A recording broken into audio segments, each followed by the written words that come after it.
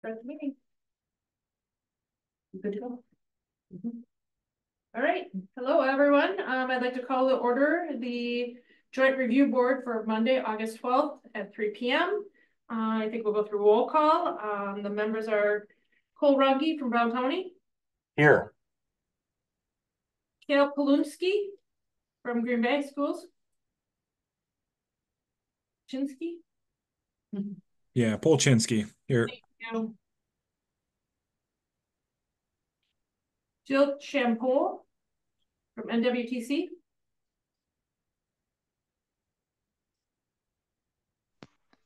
Yes, here. All right, and then Brett Waker from Citizen Member. He's trying to talk. Can see his finger. He's here. We were talking to him before. Yeah. And then Diana Ellenbecker from the City of Green Bay. I will entertain a motion to approve the agenda for August 12th, 2024. Make that motion. Second. Second by Brent. All right, we had a first by Cole, second by Brent. All in favor? Aye. Passes. Moving on to the approval of the minutes from June 29th, 2023.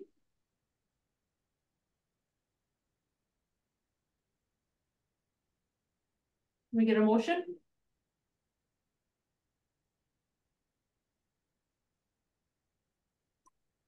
I'll make the motion to approve. Second. Okay. Got a motion by Jill, second by Cole. All in favor? Aye. Aye. Thank you. For under regular business, consideration with possible action on the 2023 annual report of the tax increment finance districts for the city of Green Bay. And that one is my item. Oops, I'm gonna scroll down a little bit on my screen here. I have a spreadsheet. Actually, Stephanie helped me put it together. It is a summary of all of our P300 reports that are required to be submitted to the DOR on an annual basis. Within the packet, you're going to have the 5-6 pages for every TID. But again, it's been summarized here, and I think it's a little bit easier to look at. But we can actually look through the details of any one of the reports in the packet. I was planning to run through at a very high level. I'll talk about a little bit of each tip, and then if you have any questions, please let me know. Otherwise, I will go to the next tip. Tip 4 had a fund balance beginning of 75,000. We brought in revenues increment of over 542,000. We have debt service, and it ended with a fund balance of 436,000. The only thing that I can mention much about this one, that we're past the expenditure period, and this one will have a positive fund balance. So we are planning to move roughly $1 million over the next 2 years to TID 22. This was actually approved in 2022 through resolution. So we are just following with that same resolution. Any questions on TIP 4? Moving on to TIP 5. That is our downtown TIP. We are started with about a $1.2 million fund balance, brought an increment of 1.5, and expenditures without debt service was about 1.3. Within here, we have some pagos, Bellin, historic, I forget what the name is. Hibernia House, thank you. And then there are a few other pagos, leaving us with about a $1.5 million balance. This fund, this TIP is still paying for improvements at the Lake Park. And so we still have some expenditures that are expected to come out of the TIP 5 over the next couple of years. Moving on to TIP 10. That's on the corner of, around corner of Main and Mason. We started with a $1.4 million fund balance, brought in about 225 in increment. Had a few capital expenditures on some traffic at that corner, traffic poles and lighting. Ended with about 1.6 million. We actually had one project that came through there was a habitat project. Actually, that is happening in 2024. That one, as we continue on that, we will be using that for some road construction probably, some contracting down in the TIP 10 the next couple of years. TIP 12, we started with about $4.5 million balance, brought in about 1.4 in tax increment, had a few expenses, including a pay-go to Nature's Way, ending at about 6.1 million. This TID, we are also going to look to move in the next 1 to 2 years about $3 million to TIF 22. That also was approved. That resolution was approved in 2022. Moving on to TIF 13, which is our downtown TID, is a negative about 900,000, increment about 2.2 coming in. We have some debt service, and then we have several different pay-goes and development agreements that we have some payout, but we moved up to still a negative 268, looking to be positive by the end of 2024. Going on to TIP 14, 2.8 million, running some increment. We have a loan repayment. We have some debt service and a small pay-goes, ending with still a negative $3 million. In this TID, we've had the completion of the loft, and so that will help bring some additional increment in the next couple of years. TIF 16, $578,000 fund balance, brought in about 460,000. Had debt service about 500,000. So went down slightly with a few small pay-goes. This one is staying pretty constant. TIF 18, University Avenue, negative $500,000 or almost 554,000, brought in about 640 in increment. Had a few expenses. We are going to be seeing some additional increment in the next few years with some new housing by Gorman and a vet clinic that was with completion in progress in 2024. So at the end of the year, it was still a negative TID, but looking to be positive by the end of 25. TID 19 East Town Mall, about 66,000, brought in about 250. We have some repayments and some pay-goes, increasing up to 238,000. TIF 20 is Whitney Park, have about $46,000 fund balance, brought in about 150, paid out about 110, bringing the fund balance up to about 86,000. Green Bay Packaging had a fund balance of 2.2 million, brought in about 1.8 for tax increment. We have there was a few capital expenditures, and then we have the pay-go, bringing that fund balance up to about 2.5 million. The Shipyard District has a fund balance of 4.5 million. Most of that was brought through borrowing about $3 million and attaining some brownfield grants. The capital expenditure is really phase 1 of the shipyard project. Looking to the fund balance is expected to go up to 4.7 by the end of 2020, or did go up to by the end of 2023. That one we are going to be moving forward to a phase 2 in the next couple of years. Project of about 10 million with a $5 million grant. TIF 23 Legends District, starting at about 21 million, went up about 20,000, brought in about 40,000 for tax increment, and had capital expenditures of sidewalks in the Legends District, bringing that to a negative fund balance at the end of 23. But that was some exchange or expenses we were anticipating, and that fund balance will turn positive in the next couple of years. TIF 24, very little activity, just a few minor expenses, and TIF 5, which is 25, which is our Grandview Industrial Park, had some sale of land, 400,000, had some expenditures, leaving it at a positive fund balance of 155,000. Any questions that you would like to understand what's going on in any of these current TIFs that the city has? I do. This is Jill. I'm just curious, TIF number 16, Military Avenue, is that basically all road construction, or is there more to that? As far as the expenditures, or what you mean, the large debt service? Yes, the entirety, what are the projects? Yeah, that is correct. That was all sanitary, storm, water, and road construction that happened and Military Avenue. We have some small grants that went out to like Burlington and Broadway Automotive. That is, we have a few payments that go up to those as pay-goes or development agreements, but the majority of it was all reconstruction.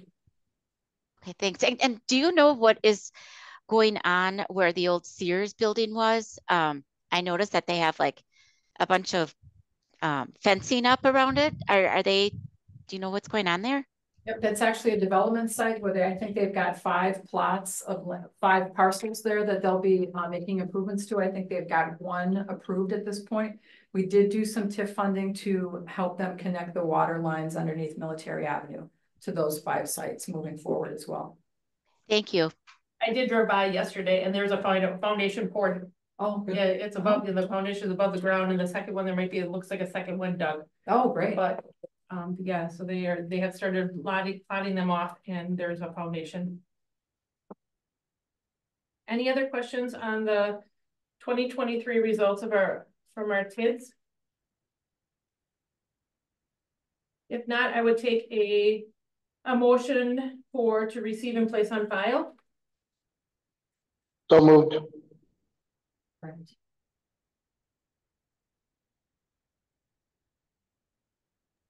I'll second. All right, we had a motion by Brent, second by Jill. All in favor? Aye. Aye. All right, we'll move on to the second item of the under regular business. Consideration with possible action to review and discuss draft project plan for TIF tax incremental district number 26. So I can kick things off for us. So we are moving forward with a variety of large projects within the city of Green Bay, requiring us to create new TIF districts.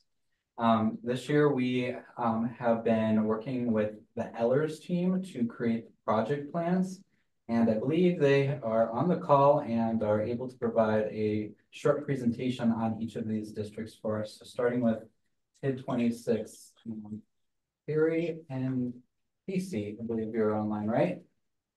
Yeah. Great. Should we just turn it over to you at this point? Sure, that works. And we did prepare a slide deck. Are we able to screen share right now? Okay, one moment. We need to open the floor too, right? Would we need to open the floor? I think because the consultants and they work on our behalf, I don't think you have to open the floor. All right, hopefully everybody can see this. Yes. Awesome. So we'll start today with TID number 26. So this is being known as Southwest Woods. So it is in the western portion of the city, just south of West Mason Street.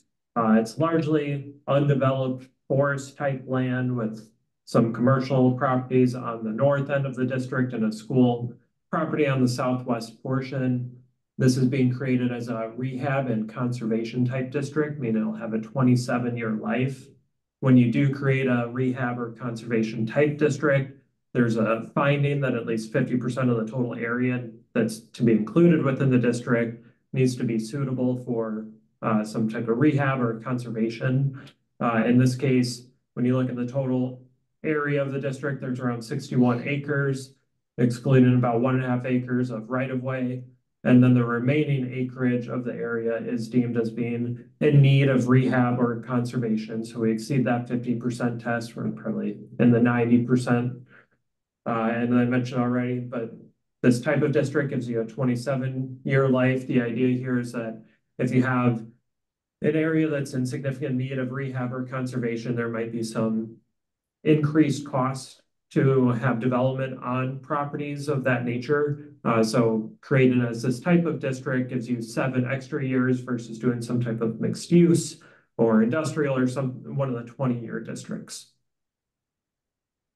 So with that, the purpose of TID number 26 is to pay for the costs that are detailed here to attract residential development, as well as the paying of some unnecessary development incentives for commercial properties along West Mason Street.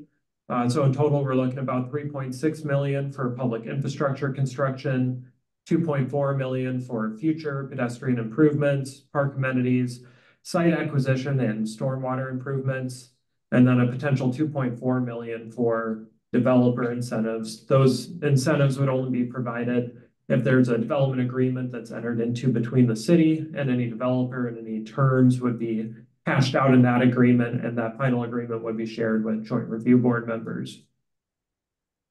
Proposed project cost. So we broke these out into a couple different phases. Phase one is those public improvements that will be city funded, and then the interest associated with borrowing for those projects, as well as the financing cost to actually issue that debt. Phase two are the remaining city funded type projects of those remediation of the sites, pedestrian improvements, park amenities, stormwater, projects of that nature, which is estimated around 2.4 million. And then we have some ongoing costs that, should they be necessary for developer incentives, modeled out at around 2.4 million.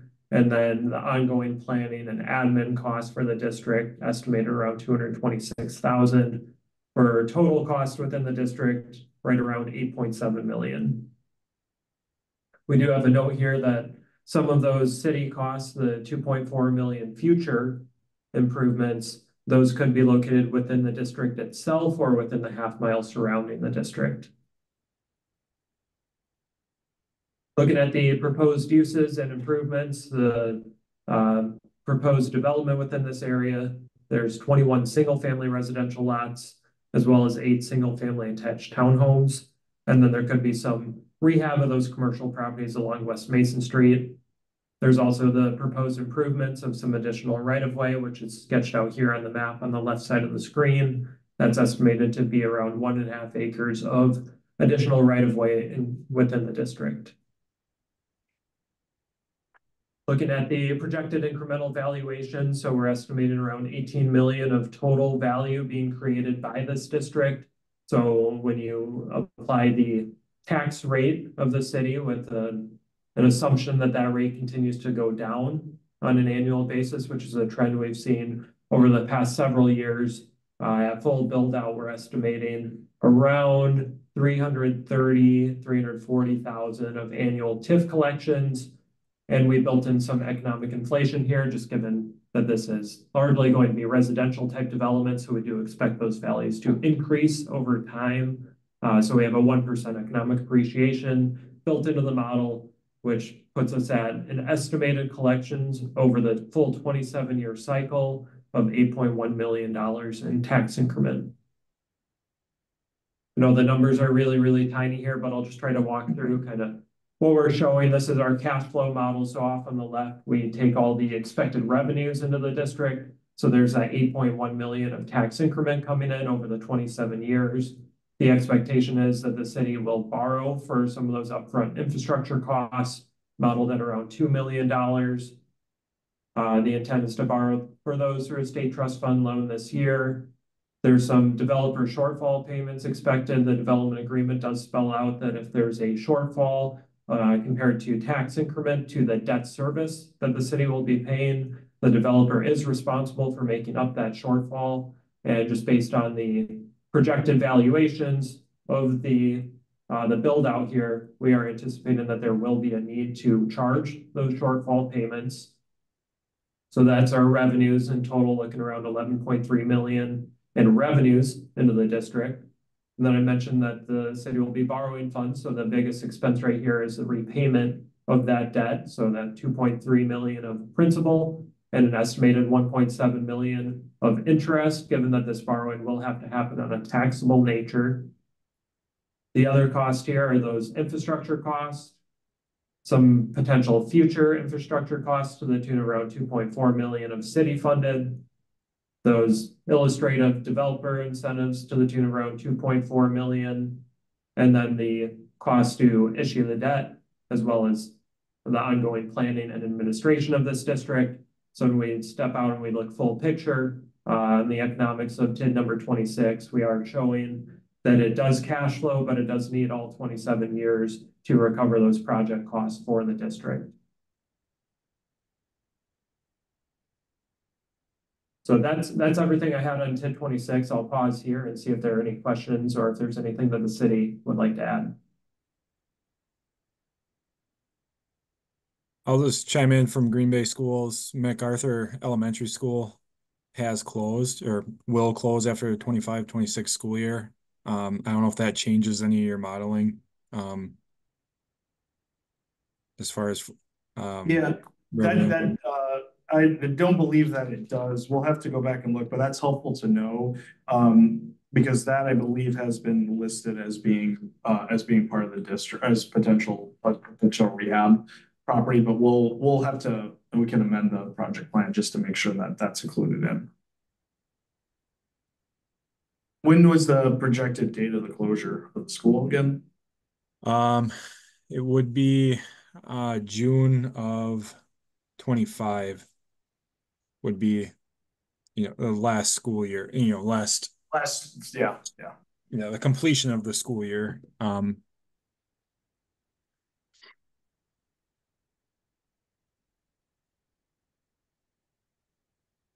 And I guess from the city standpoint, would there be any plans for like the RDA to purchase it, or would it be marketed to anybody? Just, I guess, out of curiosity, if future planning on our end. Yeah, I think those discussions are to be had yet with the city. There's no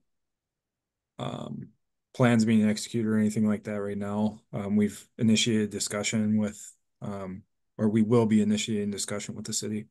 Okay. Yes, we certainly are interested in those and taking a look at those buildings for redevelopment purposes. Moving forward.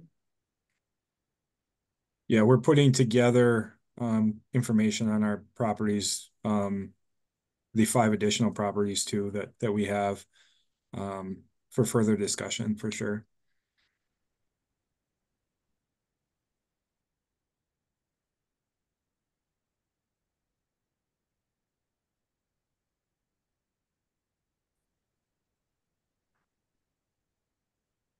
All right, if there aren't any other questions, I would think that is, the motion was, I would need a motion consideration with possible action to review and discuss. Do we know if we just need an approval, I would assume? We have to come back. Yeah, there's no approval of the JRB at this meeting, so. Would it be received and placed on file at this point, since we went through and reviewed and discussed the draft project plan? Yep, I think that's fair.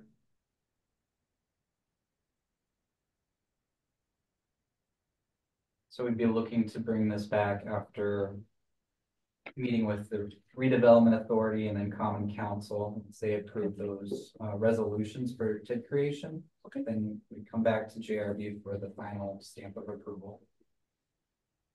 Yep, and I have a schedule of the approvals on the screen right now. So I'm just gonna run through that real quick. The RDA meeting is happening tomorrow, so that's where the public hearing and their consideration will happen. That moves it on to the Common Council on August 27th, and then they'll bring it back before this board for the approval on September 3rd. Perfect. All right, I would take a motion to receive and place on file for TID 26.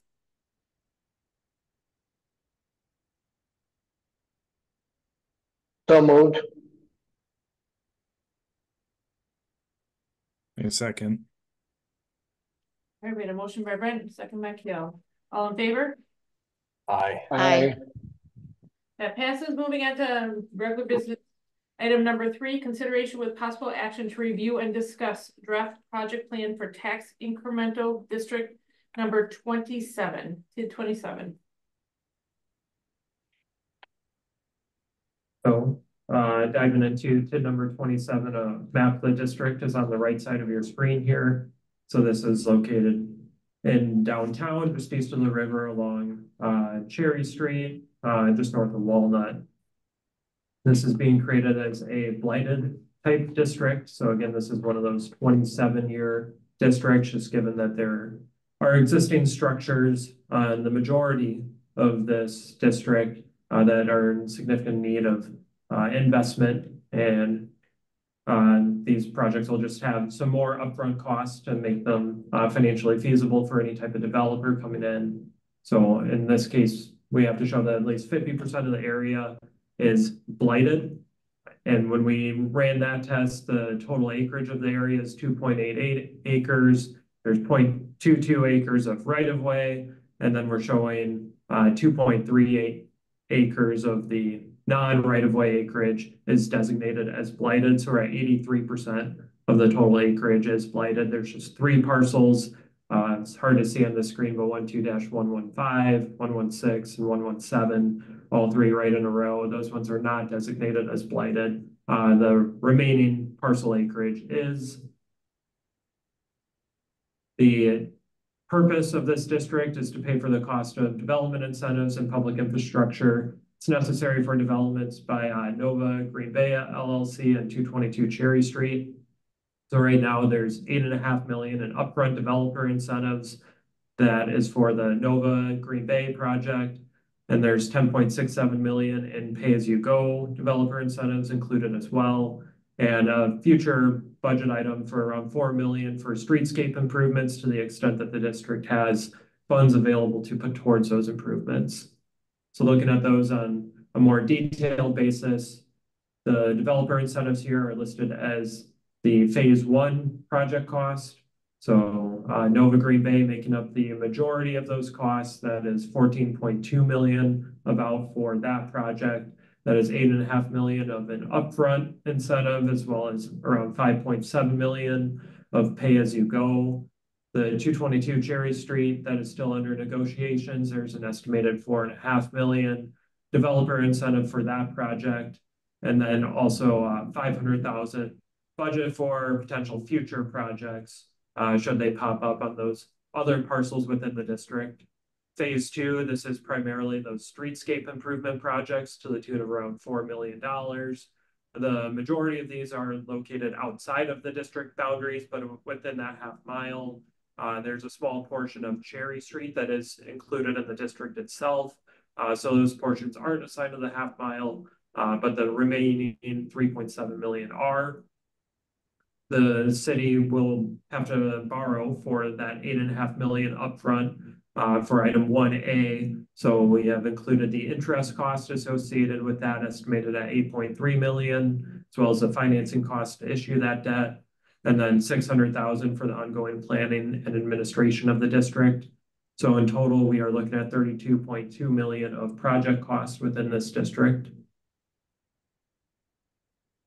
The proposed improvements here are on 221 Cherry Street. There's an 8-story mixed-use building that will include 268 market rate apartments and first floor commercial. 222 Cherry Street will be a 5-story addition to an existing retail and office building that will include 61 market rate apartments. And then on 227 East Walnut and 109 North Adams, it's expected that at some point over this 27-year life, there will be some type of mixed-use development with potential residential and/or commercial uses. The city-funded improvements outside of these projects listed here would include streetscape improvements along Washington Street, Cherry Street, and Walnut Street. Looking at the projected tax increment collections of this district, we're estimating around 56 million of property value increase by January 1, 2029, which will translate into around 1.1 to 1.2 million of annual TIF collections. So over that 27-year life of the district, looking around 28.3 million in total collections. When we back out and we add in the projected revenues on the left, which is at 28.3 million of tax increment plus 11.2 million of projected debt proceeds, and some projected shortfalls in this situation as well. We're looking around 40.3 million of total revenues into the district. There's 2 borrowings or 3 borrowings being modeled here. 5.1 million for the first portion of that 8.5 million upfront incentive, 760,000 for some of those streetscape improvements being funded, in 2025 with the regular GO borrowing of the city. And then that final $3.5 million instead of being funded, it's modeled out in 2026. And then the next group of expenses are the PAYGO developer incentives. The first one is at Nova Green Bay. So we're not projecting them receiving any PAYGO until those shortfall payments drop off in 2042. So that would make their first PAYGO payment coming in 2043 and being paid through the term of the tax increment district for a total incentive for that project of approximately 14.2 million. 222 Cherry Street, we're projecting those being fully PAYGO starting in 2029 with payments to them going through the term of the district for around 4 million of PAYGO there. And then those future PAYGO of 500,000, those are based on those illustrative 2 other projects that should they pop up and should they need incentive, those are modeled here. Streetscape improvements, those would be funded by the city. We have around 700,000 modeled for next year. And then on the back end of the district, there may be some additional revenues to take on some more of those streetscape projects. And at that point, financing costs associated with those 3 debt issuances, and then the 600,000 plan for the ongoing administration of the district. That gets you to around 40.3 million of total expenditures within TID 27. And we are modeling this district also needing all 27 years of its life to recover the project costs necessary to attract that new development. That's everything I had on TID number 27. So I'll pause and see if there's any comments from the city or any questions I can address. I think the only thing I'll add from the city side, for those of you who have been on the JRB for a few years now, you might remember we did create a district here within this vicinity just a couple of years ago. I believe that's 24. Yeah, correct. 24, yes. 2 weeks open. That was a 20-year mixed use TID.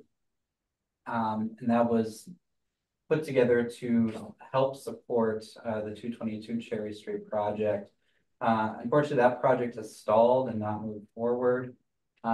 We are close to getting that up and going again with that, working with that developer.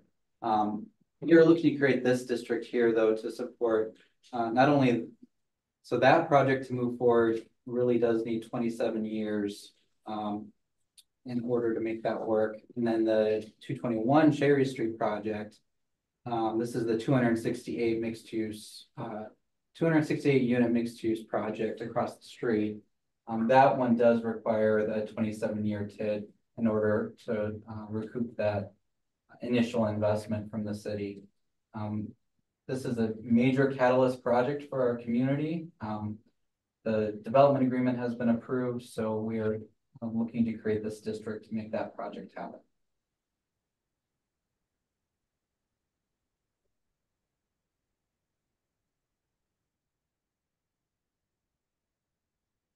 Any other questions on TID 27? Otherwise, I would take a motion to receive and place on file.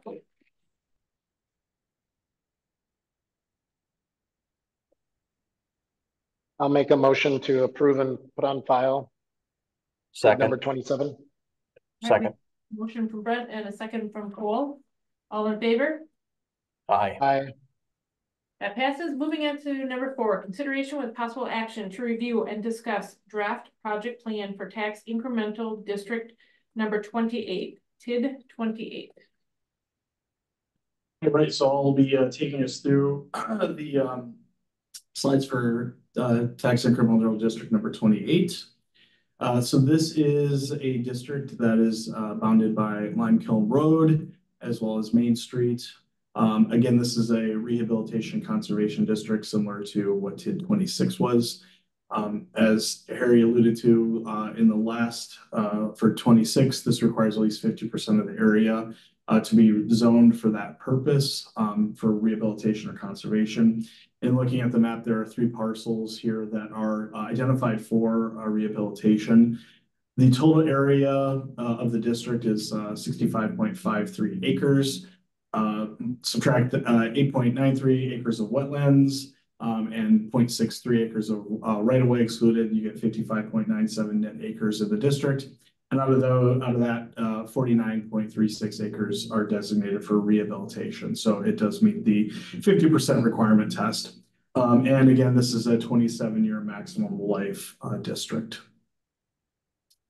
The purpose of the district is to pay for public infrastructure projects, as well as developer incentives for primarily residential development by Gorman and Company and Reveal 49. In total, 5.5 million is included for public infrastructure, streets and sidewalks, as well as park improvements, and then 9.8 million in developers incentives. Listing here the proposed project cost. So we've broken this in simply one phase. The first phase is the public infrastructure and park improvements, which is $5.5 million. And then an ongoing cost for the district, total about 13.4 million. That includes 3.2 million interest on long-term debt for the borrowing needed for the project, as well as 9.8 million in developer incentives. Ongoing financing cost of $150,450, and ongoing planning administrative cost of $214,655. Again, as we noted too, the projected amounts under the developers' incentives would require a determination of economic feasibility. Any incentives require, a developer's agreement that meets terms and conditions that the city's comfortable with. The proposed uses and improvements, as you can see on the map to the left there, the lower parcel is projected for redevelopment. That includes a single-family, multifamily development of 225 units. The proposed improvements included are right-of-way with new streets and sidewalks, which are indicated by the dashed red lines. Proposed park improvements to Imperial Lane to the north of the development project there, and then proposed park and community farm that would be next to the residential development.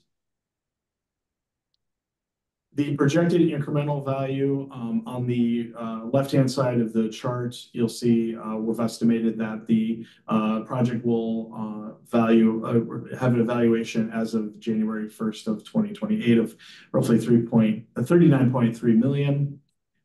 The increment total is projected to be at just a little over $19 million over the life of the district.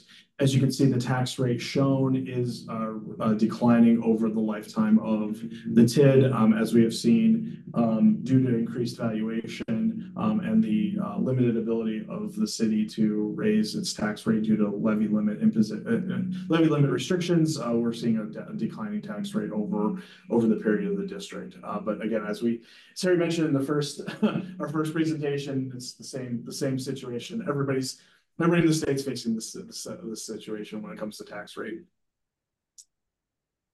The projected cash flow is shown here. Again, I'll start. This is primarily going to require the entire lifetime of the district to cover all of the liabilities associated with it. On the on the left-hand side, you see debt proceeds of 6.4 million, projected expenditures there of 5.5 million for the public infrastructure improvements. And then we have our debt schedule beginning. The district will need capitalized interest for the first 3 years due to the borrowing cost and not realizing the tax increments until 2028. So interest is paid for the first 3 years, and the principal starts being paid in 2028. That's also the same time when developer incentives will kick in as well too. So we show debt service payments with debt being retired in 2044 and developer incentives being paid out through the lifetime of the district. And again, as I said, the cash flowing model for this shows that it'll be the entire lifetime of the district to pay off all of its outstanding liabilities. And I guess I'll pause here for any questions that the Jeremy may have.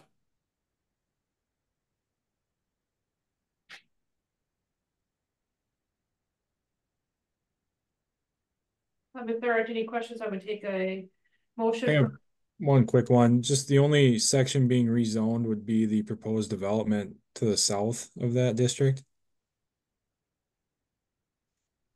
For rezone, Yeah, so we have already approved planned unit development, PUD, for zoning of that area. okay. So yeah, that's moved forward. Just that portion that was highlighted, right? If you wouldn't mind, guys, moving back to that map Yeah, the hatched, area. the Yep. hatched space. Okay. Thank you. No problem. Well, just quick question too. So it looks like you're including the Croc Center in this district. Is that correct? Yep. And I think the parcel just north of the Croc Center is also owned by the Salvation Army. Is the city anticipating a tax generating development on that parcel in the future? Not necessarily, I don't think, but it's not on the tax rolls currently, so you can't go backward, right? So just in case there is change in ownership and changes in use, there's potential to capture something. Okay, and then the other parcel just to the north of the main redevelopment site, it looks like that's currently owned by the school district. Correct. That's our distribution center. Okay. Similar story there. There's no nothing on the tax rolls with that parcel. We did pick that one up, so we could also include the parcel just to the east of there. It's an undeveloped parcel north of the Walmart. That's privately owned and the potential development site in the near future. Okay. Thanks.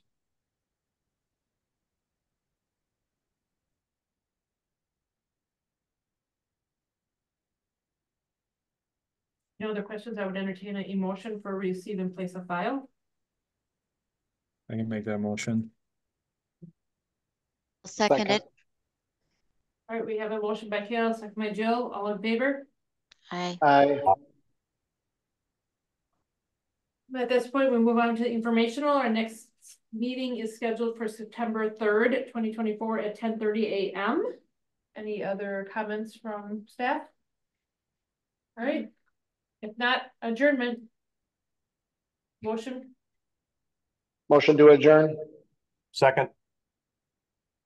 all right, yeah, motion by Brett, I didn't see who's. who had the second? Cool. And a second by Cole, all in Yep. favor? Aye. Aye. Thank you all.